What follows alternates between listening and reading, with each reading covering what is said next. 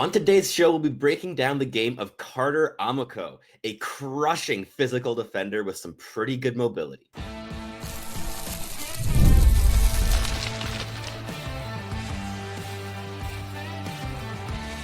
You are Locked On NHL Prospects, part of the Locked On Podcast Network. Your team every day. Hello, and welcome back to Locked On NHL Prospects, part of the Locked On Podcast Network, your team every day. On this show, we break down everything prospects related for you 5 days a week, Monday through Friday. I'm your host, Sebastian Hyde, the USHL scout over at Elite Prospects.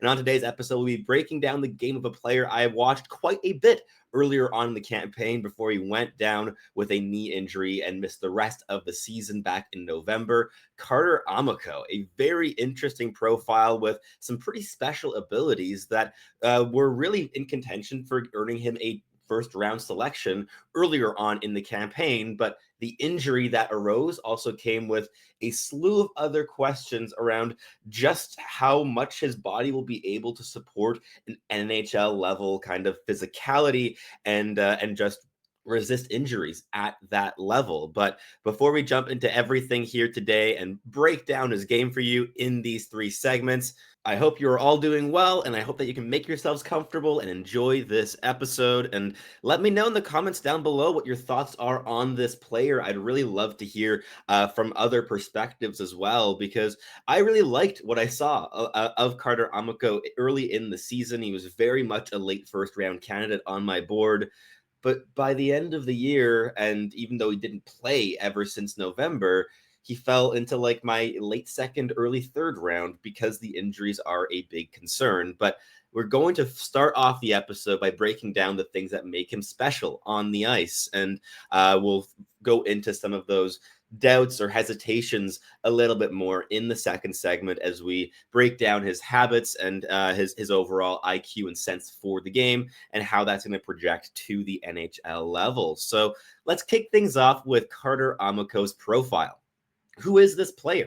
Carter Amico is an 18-year-old right shot defenseman, a March 15th, 2007 birthday, 6'5", 234 pounds. He's got that size and he moves quite well for being at that size. That would already make him among the heavier players in the National Hockey League. The size and physicality are not to be understated in this player. But in terms of this season's sample, he only got into 4 USHL games with the NTDP. In those 4 games, he logged 2 assists and 4 penalty minutes. But overall, in 13 games, much of this coming against college competition, some higher level teams, some lower level teams, but largely older competition, he played in 13 games and had 3 assists. So he had 1 more assist in those 9 games against college competition, alongside of 10 total penalty minutes this campaign. So Carter Amico has a very interesting profile as a big right shot defenseman who can punish you physically, but also has some runway on puck. And we'll delve into some of the strengths and weaknesses of his on puck game. But first, I wanted to kind of note where he's being ranked currently among public institutions. So for us at Elite Prospects, in our most recently published rankings, and we're going to get new ones in about 3 or 4 days, but I'm not going to spoil those just yet. So if you're watching this afterwards, you can always just check the Elite Prospects rankings on your own. But he was at 45th overall. I can say he dropped in our final board from that slot because of some of the injury concerns. And that's kind of the range that a lot of people have had him at. In terms of the consolidated ranking at Elite Prospects, that matches up like 10 to 15 public rankings, including our own, and puts in the averages. He's also at 45. So it kind of equals out into that range. For McKean's Hockey, he's at 37. Craig Button has him at 57. Bob McKenzie had him at 47. And Dauber Prospects had him at 43. So that's kind of the range that he's being ranked currently in the public. And I think that's definitely a bit of room for movement, both up and down on draft day from that position, with both the upside and the risk in this player's profile. So let's delve into the tools here. a little bit. And there's quite a lot to dig our teeth into. This is a very interesting player to watch, and a guy that definitely has an array of tools that could really pop at the NHL level. Kicking things off with that physicality, the clear best tool in his toolkit at Elite Prospects. We ranked it at a 7 grade, which is on our 9-point scale. It's in the description down below if you want to have a look at what that means. But basically, a 5 is just an NHL average, like fourth line, third pairing kind of projection of what you kind of expect to see as a baseline at the NHL level. And anything beyond that is, of course, higher end than just a baseline NHL projection. So physicality being at a 7 on our 9-point scale put Amico among the top 5 most physical and most physically effective players in this entire year's draft class for us at Elite Prospects. A really impressive physical profile.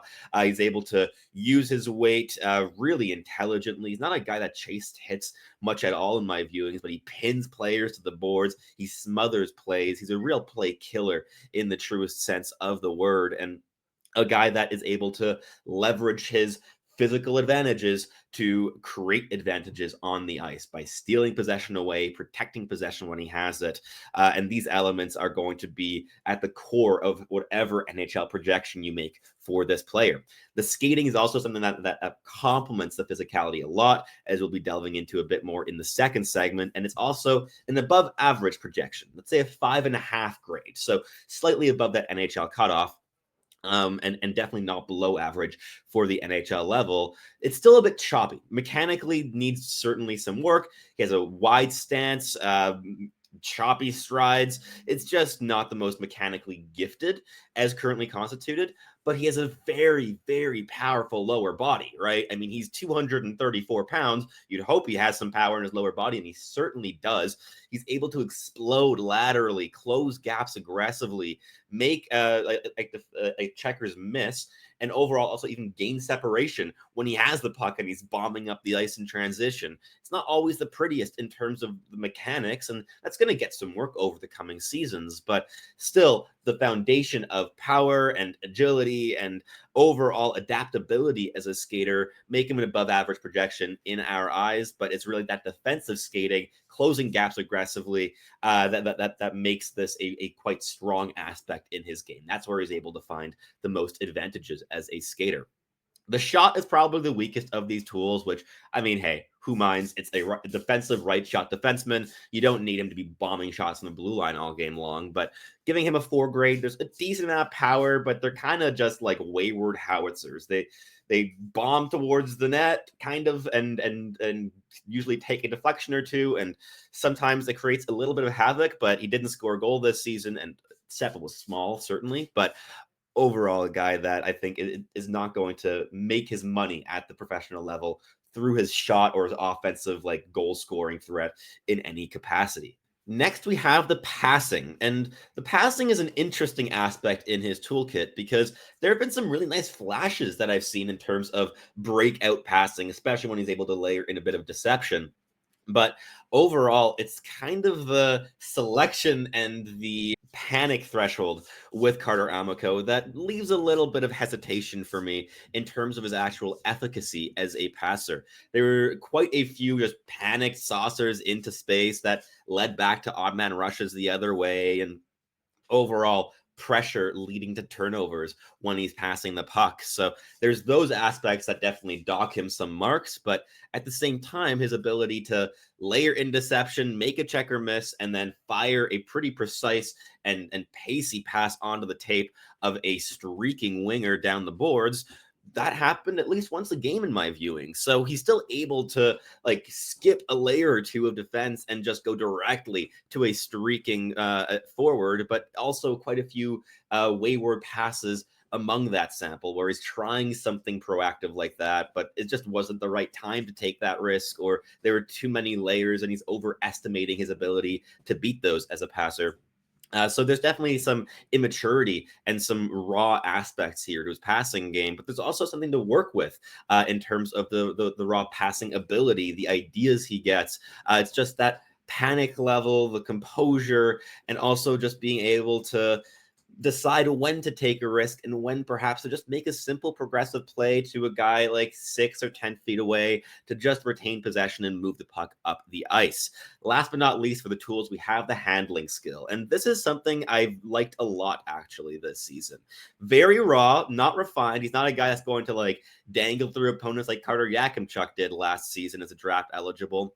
However, a player that was able to flash some real problem solving ability through his hands, like a curl and drag along the boards to get around an outstretched stick and beat a checker wide and just start sprinting up the boards to provide some width to the attack, and overall also be able to jump in as a fourth attacker in those situations and quickly lay off the puck, but just keep like skating forwards. The handling has been a bit of a platform for Carter Amico to explore more offense this season. So a guy I think could become a plus level handler. At this stage, it just hasn't been consistent enough or proactive enough to really be an above average projection, but it's something that is quite raw and has room to grow into an above average tool for a defenseman. And I think that's also something exciting if you combine that with the skating and the physicality. Like puck protection plus handling ability in terms of problem solving as a big, heavy right shot defenseman is a really solid combination, especially when it's paired with strong defensive positioning and overall anticipation, as we'll be discussing in the next segment. But that wraps things up here for the first one. We'll explore how his intelligence impacts his game as well as the injury risk in the next segment. But first, a quick message from our sponsors here at Locked On NHL Prospects. Looking for a snack that's both delicious and nutritious? Crack into a good source of protein with Wonderful Pistachios. Wonderful Pistachios is one of the highest protein nuts. Each 1 ounce serving has 6 grams of protein, giving you over 10% of your daily value. Plus, they're packed with fiber and better for you unsaturated fats to help keeping you feel fueled for longer. My favorite is always the in-shell variety. It's the perfect grab-and-go snack for my busy days. Whether I'm on a road trip, just snacking at my desk, or just need a quick protein boost, they're always my go-to. And if you love cracking every single shell for that satisfying crunch, the classic in-shell variety are a favorite option. Get snacking and get cracking with the snack that packs a protein punch. Visit wonderfulpistachios.com to learn more. All right, let's keep this episode rolling here in the second segment, breaking down the game of Carter Amico, the big, heavy, punishing right shot defenseman of the NTDP, who really settled things down in a chaotic beginning of the season. He was the most reliable defenseman on the ice for the NTDP for pretty much every game I watched there earlier in the season, especially on the defensive side in terms of puck management and the passing, as we discussed in the first segment. There was some erraticism with that, but still a guy that really settled things down and was kind of a steady rock on the back end for the NTDP when things were very, very chaotic there early in the season. This team did not mesh very quickly this year. It really took 4 or 5 months for them to really gain chemistry and get to know each other's habits. Earlier in the campaign, these were 20 individuals skating around the ice and trying to be cohesive, but largely just doing their own things, independent of one another's ideas. But Amico was a guy that I thought stitched things together and held the fort and held the group on ice together at times in terms of structure and management and retaining a level of control in the defensive zone early in the campaign. And his defensive awareness, his anticipation, his understanding of when to close his gaps, when to fake closing his gaps, when to hide his reach and just go for a poke check rather than committing his body weight. These were all things that were really consistent elements in terms of keeping pressure towards the perimeter, killing plays off the rush, and overall just protecting the danger areas. So he's a player that I really appreciated in terms of what he brought to his team there early in the campaign. Like there was no question in my mind that he was the best defenseman on the ice in those games for the NTDP. He played at teams that had better defensemen than he was, but still he was a guy that was really, really important. And when the entire team started becoming more cohesive late in the season, you saw players like Charlie Trethaway and Drew Schock and Donnie Bracco on that blue line with the NTDP become a lot more confident and capable and creative and overall effective. And Amico never really got the opportunity this season to show that off in an environment that supported it, because he was, again, a guy that was holding things down for dear life when he was still playing before that injury. But let's talk about the injury a little bit. It was a ugly, ugly play because it seemed like absolutely nothing.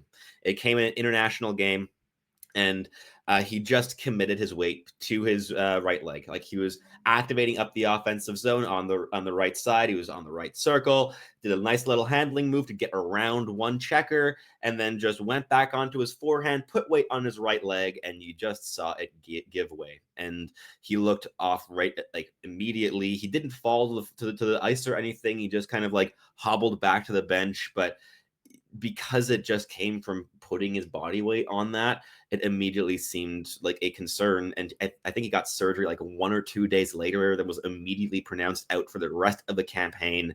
And what we learned but afterwards is also coming from his own circle of people, is that there are just concerns of his body breaking down continuously, that there is a repeated pattern here, and a large part of that is just how big he is. Like, he is extended all the way up to 6'5" and 234 pounds. And something coming out from a source in and around the NTDP is just that this player is like he's built to be 6'3" and is just kind of stretched an extra 2 inches long, where every extremity and tendon and is just a little bit longer than it should be for how his proportions work out.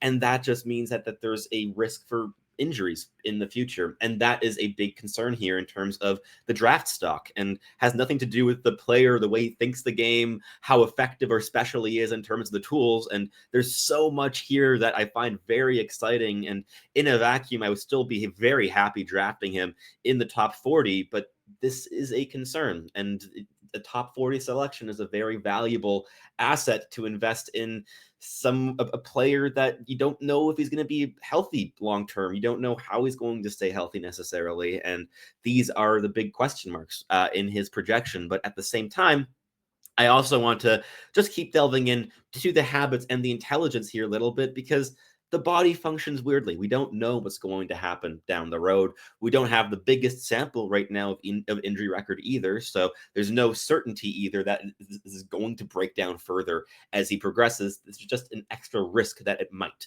So not trying to pronounce any certainties here in any way, shape, or form, just that there is an element of concern here coming from a scouting perspective, and for NHL teams that are looking to invest in this player. But in terms of his projection next season and the year after that, playing in the NCAA with Boston University, which I think is going to be a great program to develop him, especially also in terms of offensive activations and defensive zone habits, and also breakout passing. So many things that are going to be able to progress. That this is still a player I would be excited to add in the late second, early third round. I would still take that risk, and yeah, it's a risk certainly, but I would still want to take it because the potential payoff is quite high with Carter Amico. Let's break down a couple more of these habits in his game. There is a special potential, I think, with Carter Amico, and it comes around his puck-moving foundation and his punishing physicality.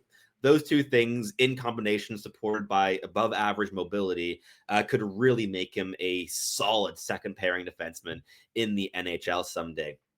The puck moving habits and the decision making under pressure aren't there yet. It's a projection, but in terms of problem solving ability, spinning off checks, using his hands proactively to solve problems he encounters, these are all things that he does at a much higher level than most players at this age playing this kind of defense first role. So he's never going to be a big offensive producer, but he might be a specialist in killing plays and sending the play back up the ice. And that's something that every team in the NHL wants right now, especially at a frame like 6'5", 234 pounds at this age, with pretty solid defensive habits and good risk assessment on the defensive side of things in terms of not overcommitting and retaining the inside and protecting the middle lane. these are things I liked a lot in his game this season.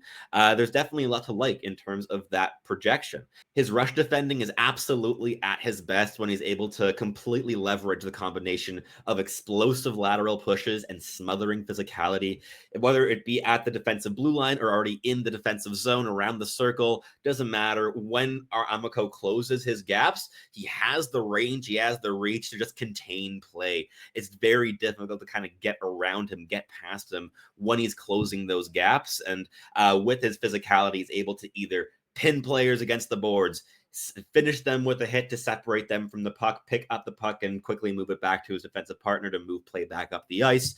This is a guy that's able to kill plays, and that's something that NHL teams are going to love on draft day. But that wraps things up here for the second segment. In the final one, we're going to look ahead a little bit at his draft predictions, the overall projection, the player comps, and his ceiling and floor at the NHL level. But first, a quick message from our sponsors here at Locked On NHL Prospects.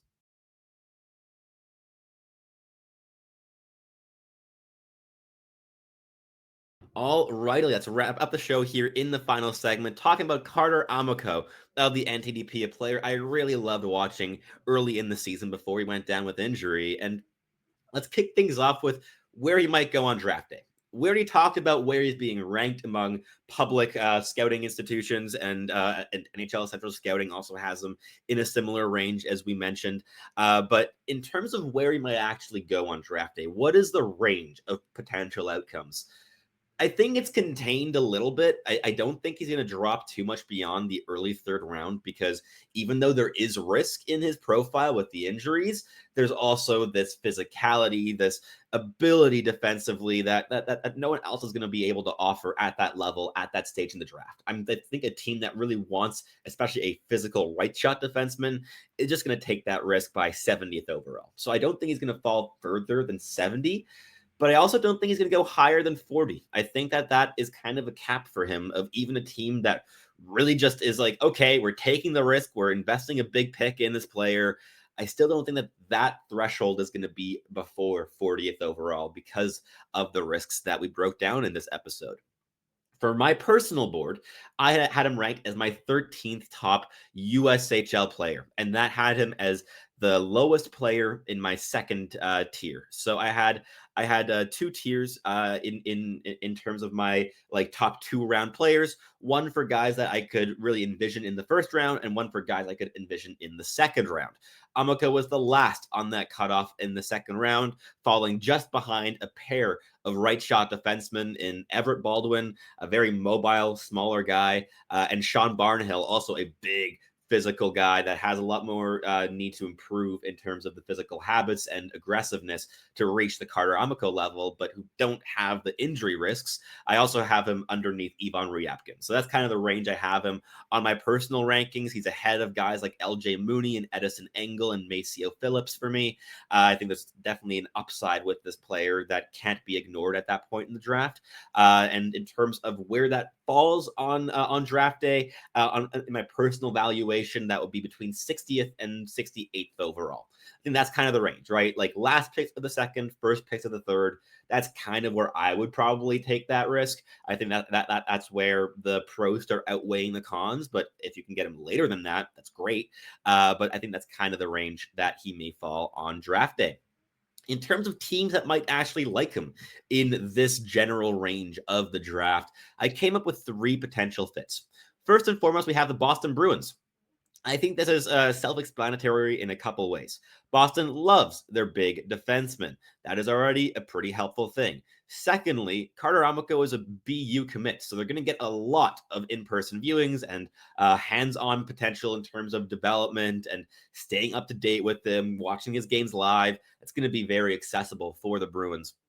And on top of that, I think that his combination of physicality and mobility is going to really be appreciated, because they're going to be looking for a replacement for Brendan Carlo. They lost that very important defensive piece at the deadline to the Maple Leafs, and they got a first-round pick back for it, and they don't need to invest a first-round pick to get Carter Amico. That could be a risk that they just deem worthwhile. We're like, okay, sure, not a guarantee to be healthy all like long-term in the NHL, but if he makes it, this is our Brendan Carlo replacement for significantly cheaper than we traded Brendan Carlo for, that's good asset management. I think that can make sense for the Bruins. Next, we have the Toronto Maple Leafs. Again, I mean, the team that acquired Brendan Carlo, I think could also like the profile with Carter Amico in terms of another big, defensively responsible player. You're going to have to replace guys like Brandon Tanev and Carlo potentially down the road, depending on whether they re-sign him or not. And getting a guy that can take up that mantle down the stretch to play strong defensive minutes, bring a bit more size and crushing physicality to the equation, that could make a bunch of sense for the Maple Leafs. And last but not least, we have the New York Rangers, who are going to be looking to replace the impact and physicality of Jacob Trouba down the road. And on top of that, we don't know what's quite going to happen in terms of their blue line shuffling. Are they going to move out a guy like Keandre Miller, for instance? He's, of course, a left shot, but you're going to want to kind of replace that combination of mobility and physicality a bit too. I'd be curious to see those teams targeting a player like Carter Amico. But let's finish things off here with the ceiling, floor, and player comps here for Carter Amico. The ceiling for me is a shutdown number 4 defenseman. And this is on a contending team. I think he could be a number 4 on a contender, a guy who just settles things down, potentially allows a more dynamic and offensively aggressive left shot defenseman to activate a lot more consistently and can just kind of sweep things up there defensively when things go awry. I think that is kind of the ceiling for Carter Amico. And in terms of floor, maybe an injury-prone depth defenseman who, when healthy in the playoffs, brings you really solid bottom pairing minutes, but is just in and out of the lineup and struggling to kind of hold down a spot because of that fragility in terms of injury. I think that's a potential possibility as well for his development, and that's part of the concern with this player. But to wrap things up, which players in the NHL play similar styles to Amico? In terms of like full ceiling, and this would be extending a little bit beyond the shutdown number 4 projection, I think Alex Vlasic could be an interesting player comp. He's a left shot defenseman, but also an NTDP product who went lower than he should in hindsight, but because he was playing a physical shutdown defensive role and just kept improving on those abilities through college and gained enough puck moving ability to be strong in the breakout, but is never going to be your dynamic offensive defenseman. That is like the ultimate ceiling with Carter Amico, a player that just keeps taking strides in his D+1, D+2, D+3, and D+4 campaigns to the point that you just have a really strong top 3 defenseman for your lineup long term, and a guy that you can maybe even lock up at a cheaper cap hit because the production isn't there to rise up that cap number, and you get a potential bargain on your second pairing to just lead things from the defensive end. So that's kind of the full ceiling. In terms of a bit more of a managed projection, let's say a player like John Marino, if that makes sense, in terms of that mobility and physicality, defensive work, but not a player that consistently really drives a lot of offense, but who still can flash a decent amount of handling and offensive ability in sporadic flashes and create stuff, but it just not being a sustained part of his game. But that wraps things up here for today's show. I would love to hear from your thoughts in the comments down below. If you've watched this player, what are your takeaways? Where would you take the risk of selecting him? And what has your concern been in terms of the injury? Do you think it's something that could be re-aggravated, or do you think that the injury concerns have been overblown with this player? I'd be really curious to hear about your thoughts and perspectives down below. If you're listening on your favorite podcasting platform, please do make sure to make us your first listen of the day. We always appreciate our everydayers here on the pod. And for your second listen of the day, you can head on over to Locked On Fantasy Hockey, where Flip and Steel break down everything you need to know to build yourself a competitive and sustainable fantasy roster. That's everything from me today. I'm your host, Sebastian High. Thank you so much for listening as always, and I look forward to catching you tuning in again very, very soon.